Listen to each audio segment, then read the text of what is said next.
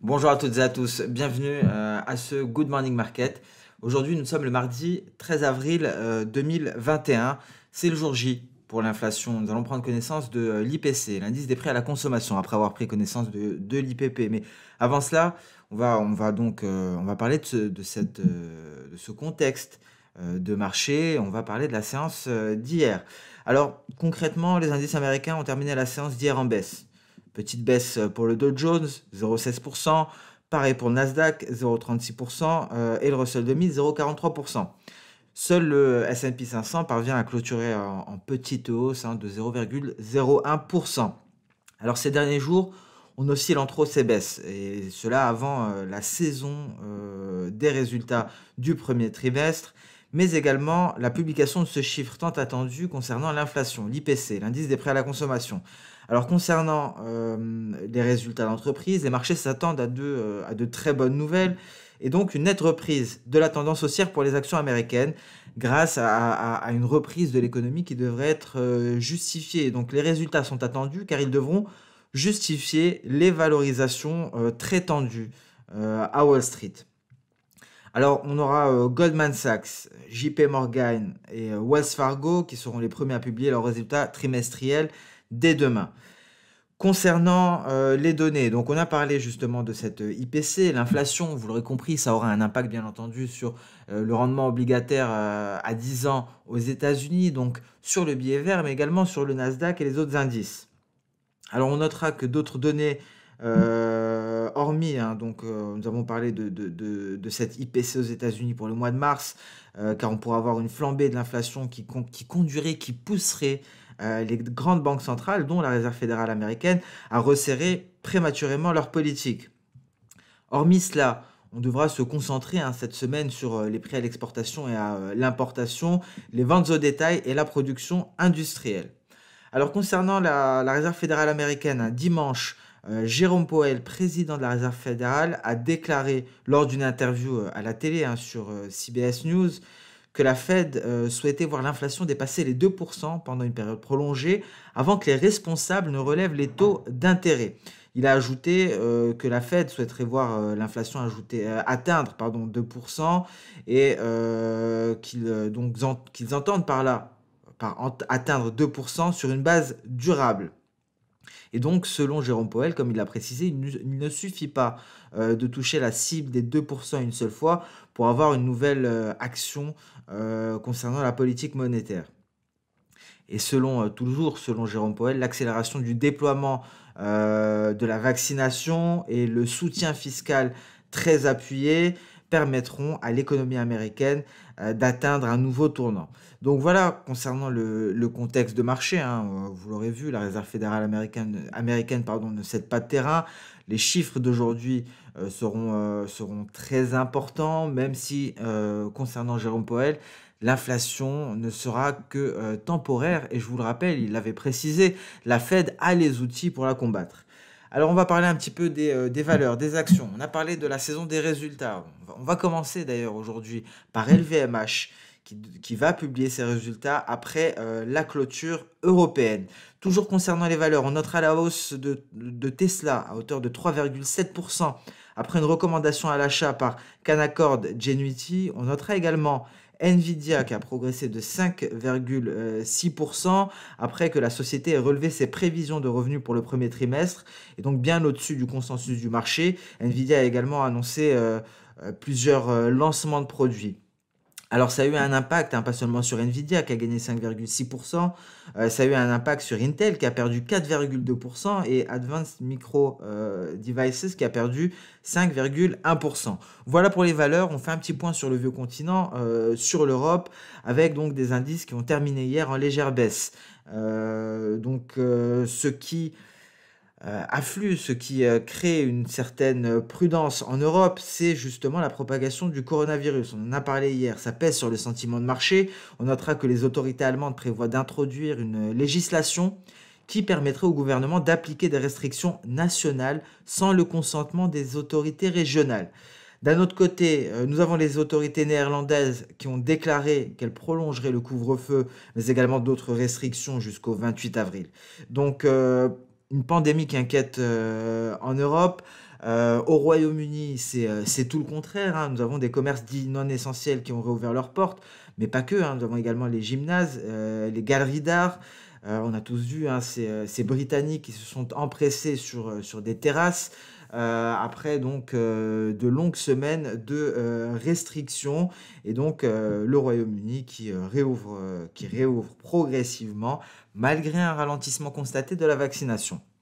Donc voilà pour le contexte général de marché. Nous allons à présent parler du calendrier économique, même si nous l'avons largement abordé. Nous le savons, hein, c'est l'IPC qui sera le plus attendu à 14h30. On a également des discours de banquiers centraux. On a déjà pris connaissance ici du PIB britannique, hein, qui s'est contracté de 1,6%, on peut le voir ici. Donc c'est sa plus forte, c'est pour la période de décembre à février, c'est la plus forte contraction depuis la période mai-juillet, mais c'est au-dessus des attentes, au-dessus du consensus, hein. On avait une prévision à moins 1,9%, c'est pour ça que c'est indiqué en vert, hein. Lorsque c'est au-dessus des attentes, c'est en vert, lorsque c'est en rouge, c'est en dessous des attentes. Et ici d'ailleurs, c'est en rouge, car nous avons eu une augmentation de 0,4% du PIB britannique, les prévisions tablaient pour 0,6%. Alors, ce qui a bien entendu, ce qui a poussé, ce qui a pesé ici concernant ce PIB en dessous des attentes à 0,4% lorsque 0,6% était attendu, ce sont les restrictions sanitaires, hein, qui ont pesé plus que prévu sur la reprise. Donc voilà pour le calendrier économique, hein, vous l'aurez compris, l'IPC sera le chiffre du jour. On a déjà pris connaissance du PIB au Royaume-Uni. On passe sans plus tarder sur le compartiment action, hein, vous l'aurez compris, on est toujours en lévitation, on est toujours sous des sommets. Tout d'abord, le Nikkei qui a rebondi sur ce support, qui est en train de refuser la sortie de nuages par le haut. On notera ici une Chikuspan, hein, qui s'attaque à des obstacles. Ça, ce sont les données H4. Les données H1, nous sommes déjà ici sortis du nuage. La Chikuspan vient de se libérer également, mais on comprend mieux, hein, cette difficulté sur les données H4.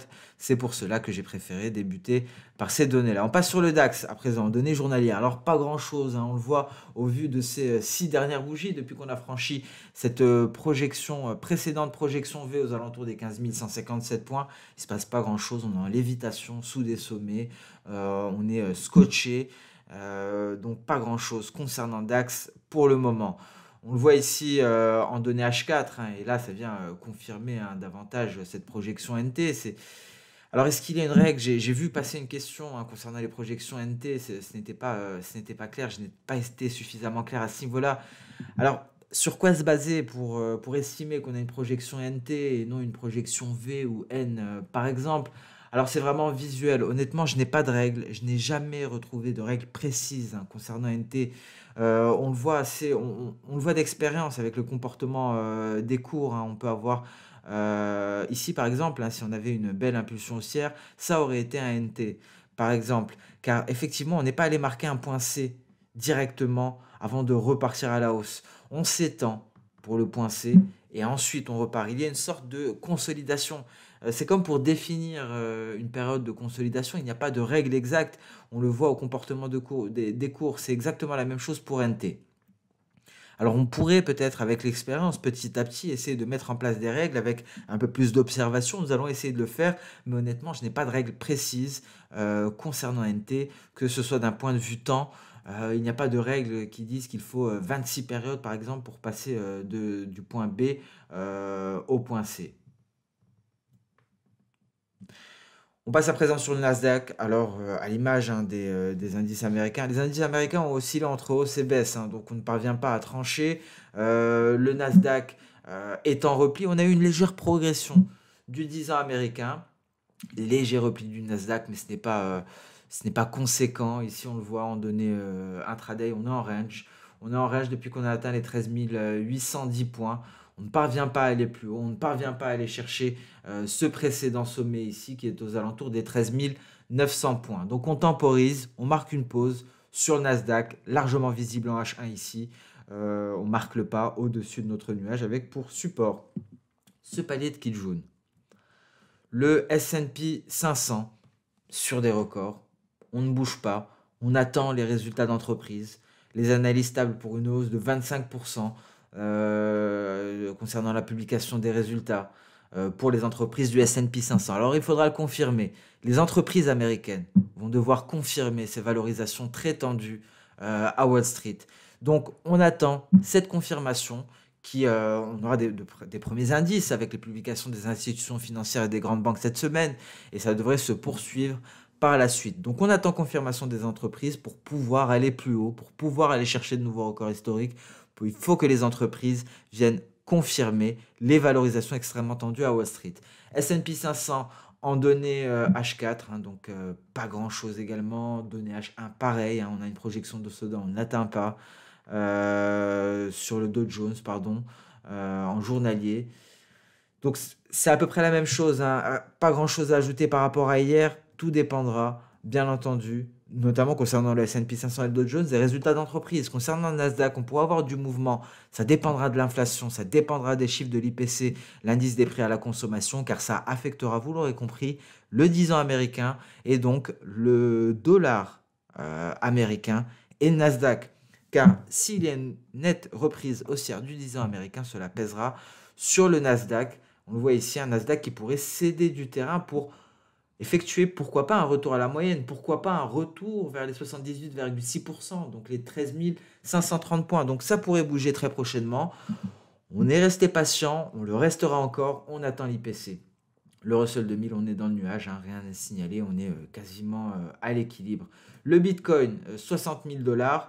On y reste pour le moment. On attend, on est sur des sommets de court terme. On va voir ce que nous dessine le marché. Est-ce qu'on va réussir à se hisser au-dessus des 61 500 $ pour aller marquer de nouveaux records historiques, ou est-ce qu'on va se replier en direction des 58 260? Donc deux niveaux ici qui seront décisifs clairement. Franchissement des précédents records historiques. C'est parti, on part pour les 70 000 $. Cassure ici de cette zone à 58 260. On se replie en direction des 57 300. Et là, prudence, on pourra avoir un repli très conséquent du Bitcoin. Donc, on est neutre pour le moment sur cette crypto-monnaie. On passe à présent sur le compartiment des matières premières. On va commencer, comme à notre habitude, par les métaux précieux. Rien à signaler en hebdo, on en parle tous les jours. Ici, on est en train de s'éloigner de la ligne de coup. On se dirige vers un cluster de support qui est composé de la Tenkan et de la Kijun. 1718 $ l'once. Et on voit qu'on s'éloigne de notre nuage. On a eu ici une hausse qui a été stoppée par notre moyenne mobile simple à 50 périodes aux portes du nuage journalier. On est en train de se replier. Retour à la moyenne à l'heure actuelle. Le gold en données intraday, on trouve un support tout de même. Donc ça pourrait tempérer les attentes baissières de court terme. Ce support en données H4, c'est notre nuage. On vient se poser dessus très précisément. Et par contre, ce que l'on notera, c'est une Chikou-span qui a franchi cette barrière de chandelier japonais et elle a de l'espace tout de même. Donc on pourrait envisager, au vu de la Chikou-span, c'est important de le savoir, car si on raisonne sur le présent, on a un support, c'est le nuage, on peut envisager une reprise haussière. Mais en voyant la Chikou-span, on pourrait envisager effectivement un approfondissement de la baisse en direction des 1711 $ l'once. Donc, très important de voir comment on va ajouter ici cette analyse de la Chikou-span à notre analyse globale pour intégrer, pour envisager éventuellement une intégration du nuage ici sur le gold. Le silver pourrait nous donner quelques indices. Ce graphique est très intéressant. On le voit, nous avons eu une sortie de nuage par le haut lors de la précédente hausse après avoir marqué un creux. Cette hausse a été freinée d'une part par la moyenne mobile simple à 150 périodes, ici en vert, mais, et surtout, j'ai envie de dire, le retracement de Fibonacci à 38,2%. Et on a répliqué très exactement un précédent rebond. On repart à la baisse, on est sur support. Ce support, c'est notre nuage. Et on est très exactement sur le retracement de Fibonacci à 23,6% à 24,82 $ pour le silver. Donc ici, vous l'aurez compris, un passage sous les 24,50 $ pour le silver pourrait annoncer un retour vers le précédent creux, ce creux de la fin qui date de la fin mars, aux alentours des 23,75 $. Et si on venait à répliquer le précédent scénario, car souvenez-vous, on a eu un rebond, on est allé chercher la moyenne mobile simple, on est allé chercher le retracement de Fibonacci à 61,8%, on s'est replié. Alors si on venait à comparer à l'heure actuelle, Cela correspond à ce niveau-là. On est au niveau du scénario aux alentours du 21 mars. Et on a intégré ce nuage. Et par la suite, la baisse s'est approfondie au-delà du point de rebond qui était à ce niveau-là, c'est-à-dire le bas de ce carré. Et si on venait à le répliquer, on irait au-delà de ce point-là et on pourrait approfondir la baisse en direction des 23 dollars. Et donc, bien entendu, cela nous indiquerait ici une baisse du gold pour aller chercher à nouveau notre niveau des 1680 dollars. Pour cela, ce qu'il nous faudrait, vous l'aurez compris, tout d'abord, nous allons raisonner en termes de billets verts et n'hésitez pas pour constater les corrélations à ajouter d'autres actifs. Pour un repli du gold et un repli du silver, il faudrait une reprise haussière du dollar américain. Et vous l'aurez compris, ça va passer par le 10 ans américain, par le rendement obligataire à 10 ans aux États-Unis. Donc l'inflation pourrait être un déclencheur, cet IPC. Ce sont des hypothèses, mais tout cela se tient et on se sert un petit peu du technique pour voir un petit peu tous les mécanismes, toutes les corrélations qui pourraient être activées. Donc voilà pour ce raisonnement qui, je pense, est largement d'actualité à quelques heures de la publication de l'IPC. Nous allons passer à présent au secteur de l'énergie. Il n'y a pas grand-chose. On a peut-être un prochain signal de hausse qui pourrait nous être donné. En tout cas, on parvient à se renforcer. Ici, on a invalidé le franchissement de cette oblique baissière sur le WT en données H4. On vient se poser sur le nuage. La Chicouspan a encore du chemin avant de nous valider un signal d'achat. Il faut s'affranchir ici du nuage. En données journalières, concernant le Brent, on est en train de temporiser, on est aux alentours du haut de nuage. En données H4 sur le Brent, on n'a pas grand-chose également. Il faudra attendre que notre Chicouspan sorte du nuage par le haut et il faudrait clairement attendre un franchissement des 64,40.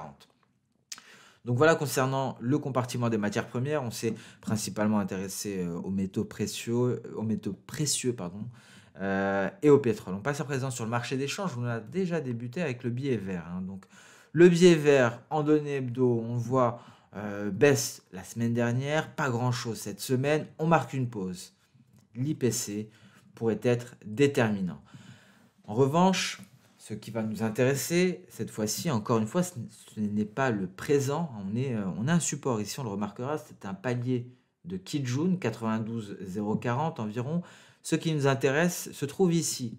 Notre Chicouspan, d'un point de vue technique, il sera plus facile pour elle de repartir à la hausse. Qui dit hausse du billet vert, dit baisse du gold, baisse du silver. On peut le voir, la corrélation négative entre les deux, entre les métaux précieux, le gold et le silver, et le billet vert.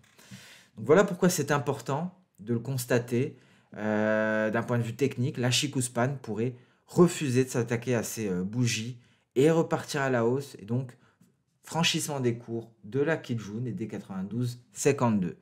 L'euro-dollar qui marque une pause également à l'image du billet vert pourrait peut-être, si le scénario haussier sur le billet vert se confirme, casser le niveau des 1,1887 pour repartir en direction d'un palier de Kijun dans un premier temps, 1,1845, dernier rempart avant les 1,1815 et après ce sont les 1,1780. Tout cela est conditionné bien entendu à une reprise haussière du billet vert. On s'est basé aujourd'hui sur une hypothèse de reprise haussière du billet vert. L'inverse serait possible et bien entendu baisse du dollar américain, c'est-à-dire hausse de l'euro-dollar et hausse du gold, hausse du silver. Donc rien à signaler en données H4. Le GBP NZD, très intéressant ici. On avait eu une projection d'Osoda. On a atteint l'objectif très précisément ici. Et on s'est replié par la suite en direction de cette oblique haussière, la ligne de tendance. On repart à la hausse, on franchit la Kijun, on est sur le point de franchir le retracement de Fibonacci à 61,8%, retracement qui retrace toute cette baisse à compter du 21 août 2020, baisse qui s'est étendue jusqu'au 11 décembre. On s'attaque donc à un gros niveau, les 61,8%. En cas de franchissement, on pourrait aller à nouveau chercher notre projection E, ici, dernier rempart avant la projection de Soda à 78,6%, le retracement de Fibonacci, pardon, à 78,6%, qui sera lui-même le dernier rempart avant le seuil psychologique majeur à 2 pour le GBP NZD. Donc, configuration très importante, étant donné qu'on s'attaque au retracement de Fibonacci le plus important, le plus fort, celui des 61,8%. GBP USD à présent. En données journalières, Chikou-Span qui se redresse en direction des cours.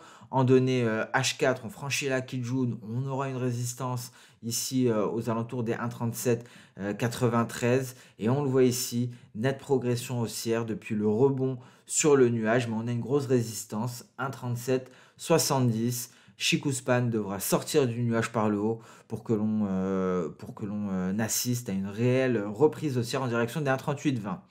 Donc c'est tout ce qu'il y a à signaler globalement. On le voit, l'USDN reste bloqué sous le retracement de Fibonacci à 78,6% d'une manière générale.